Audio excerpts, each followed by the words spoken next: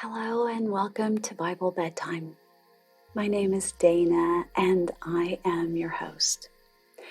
If this is your first time listening to Bible Bedtime, then welcome. I'm so glad that you're here. Just a word about how this podcast works. I read a full chapter of the Bible in a way designed to help lull you into a peaceful sleep. After I read the chapter, I read a selection from the book of Proverbs, and I finish each episode with the Lord's Prayer.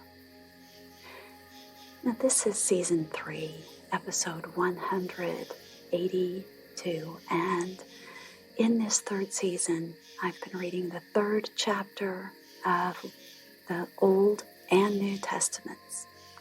We've already read Leviticus, and I'm getting ready to finish up the book of Luke here over the next couple of weeks, and that will lead us into season 4. If you would like to reach out and say hello, I would love that. You can email to BibleBedtimePodcast@gmail.com, or you can find us on Facebook at Bible Bedtime Podcast.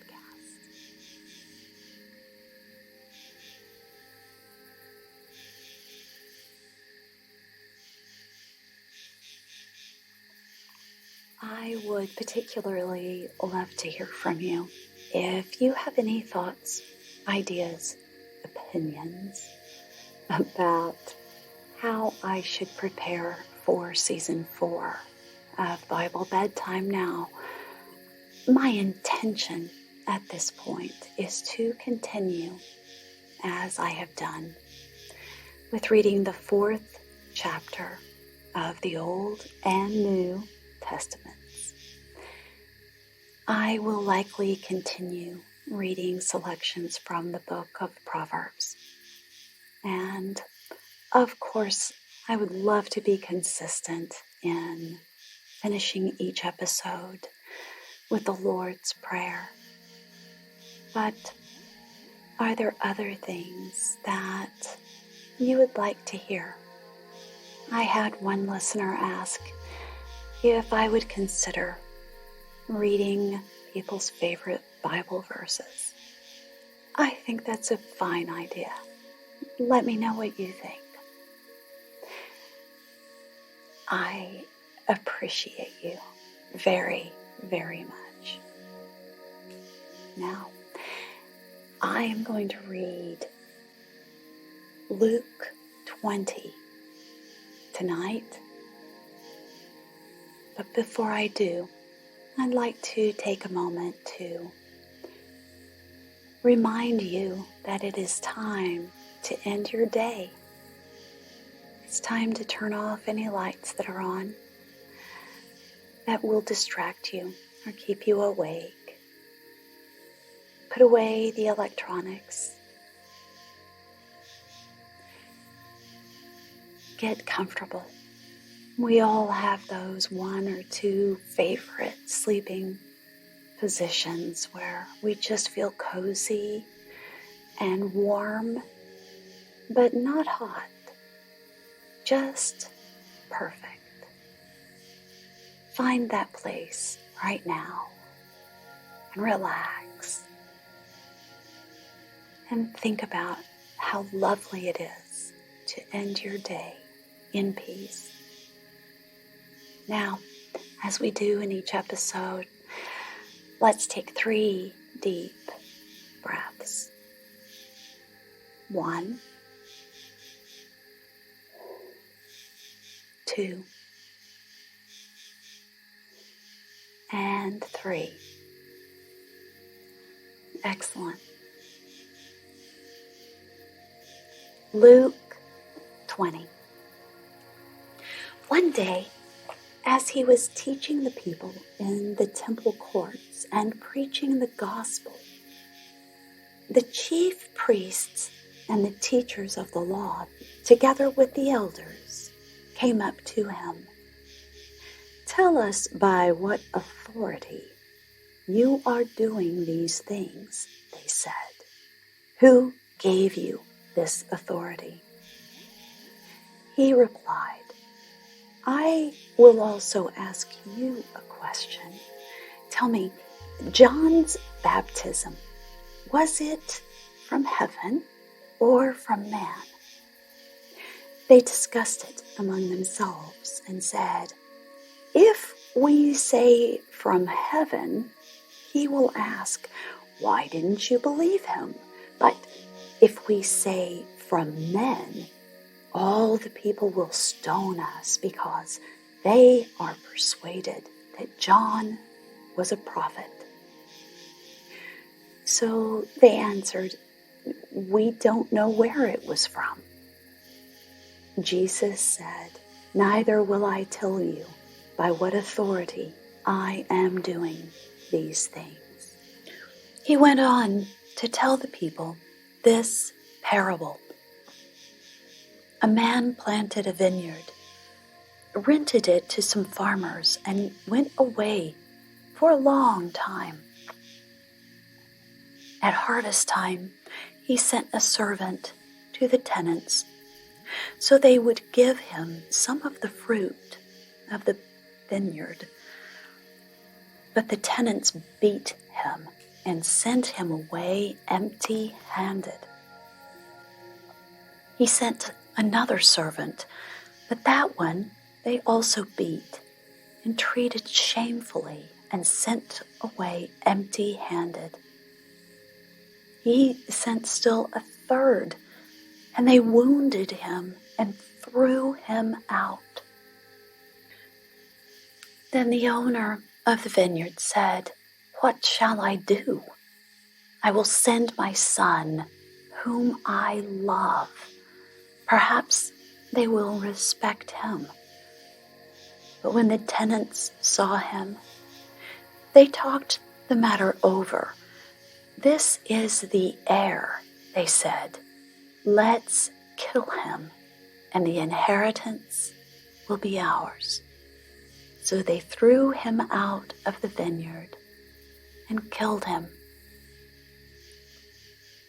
What will then the owner of the vineyard do to them? He will come and kill those tenants and give the vineyard to others. When the people heard this, they said, "May this never be." Jesus looked directly at them and asked, "Then what is the meaning of that which is written? The stone the builders rejected has become the capstone. Everyone who falls on that stone will be broken to pieces, but he on whom it falls will be crushed." The teachers of the law and the chief priests looked for a way to arrest him immediately, because they knew he had spoken this parable against them. But they were afraid of the people. Keeping a close watch on him, they sent spies who pretended to be honest. They hoped to catch Jesus in something he said, so that they might hand him over to the power and authority of the governor. So the spies questioned him, "Teacher, we know that you speak and teach what is right, and that you do not show partiality, but teach the way of God in accordance with the truth. Is it right for us to pay taxes to Caesar or not?" He saw through their duplicity and said to them, "Show me a denarius. Whose portrait and inscription are on it?" "Caesar's," they replied. He said to them, "Then give to Caesar what is Caesar's, and to God what is God's." They were unable to trap him in what he had said there in public, and astonished by his answer, they became silent. Some of the Sadducees, who say there is no resurrection, came to Jesus with a question. "Teacher," they said, "Moses wrote for us that if a man's brother dies and leaves a wife but no children, the man must marry the widow and have children for his brother. Now, there were 7 brothers. The first one married a woman and died childless. The second and then the third married her, and in the same way the 7 died, leaving no children. Finally, the woman died too.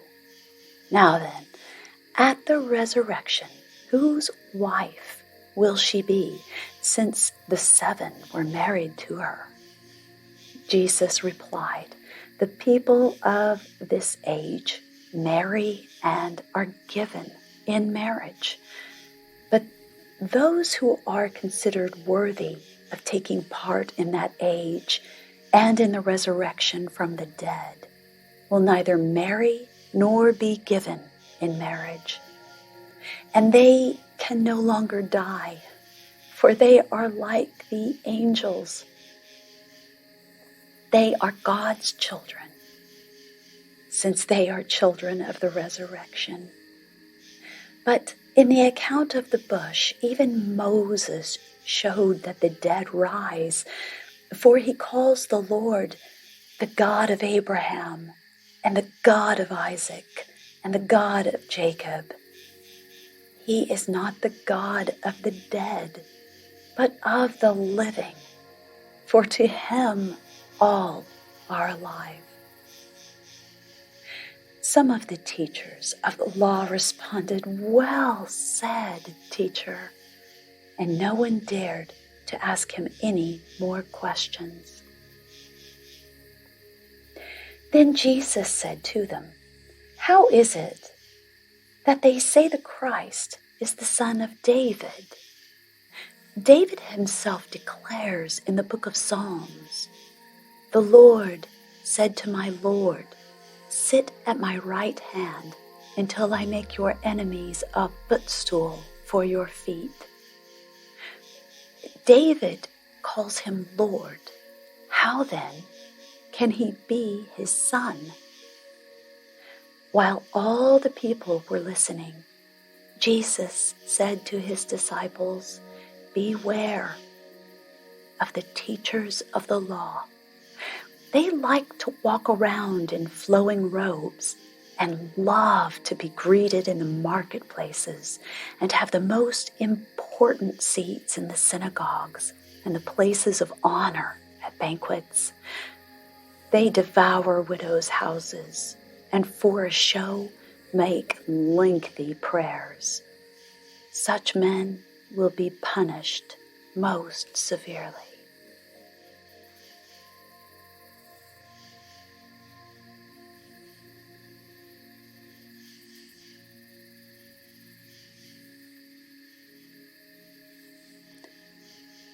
And tonight, I will read from the book of Proverbs in chapter 16, verses 1 through 17. "To man belongs the plans of the heart, but from the Lord comes the reply of the tongue. All a man's ways seem innocent to him, but motives are weighed by the Lord. Commit to the Lord whatever you do, and your plans will succeed. The Lord works out everything for his own ends, even the wicked for a day of disaster.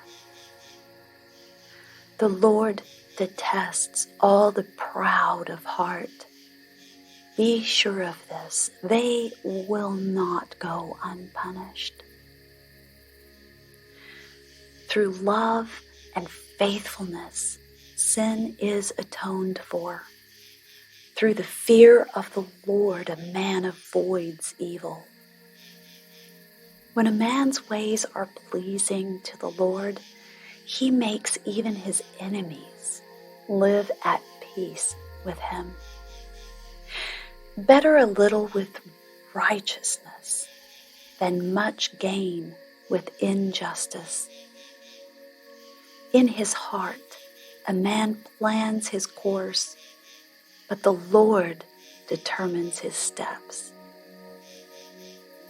The lips of a king speak as an oracle, and his mouth should not betray justice. Honest scales and balances are from the Lord. All the weights in the bag are of his making. Kings detest wrongdoing, for a throne is established through righteousness. Kings take pleasure in honest lips. They value a man who speaks the truth. A king's wrath is a messenger of death, but a wise man will appease it. When a king's face brightens, it means life. His favor is like a rain cloud in the spring. How much better to get wisdom than gold, to choose understanding rather than silver. The highway of the upright avoids evil.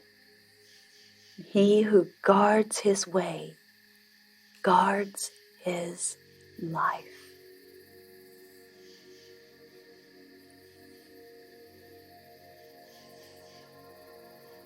And now, the Lord's Prayer. Our Father in heaven, hallowed be your name. Your kingdom come, your will be done on earth as it is in heaven. Give us today our daily bread, and forgive us our debts as we also have forgiven our debtors. And lead us not into temptation, but deliver us from the evil one. Amen.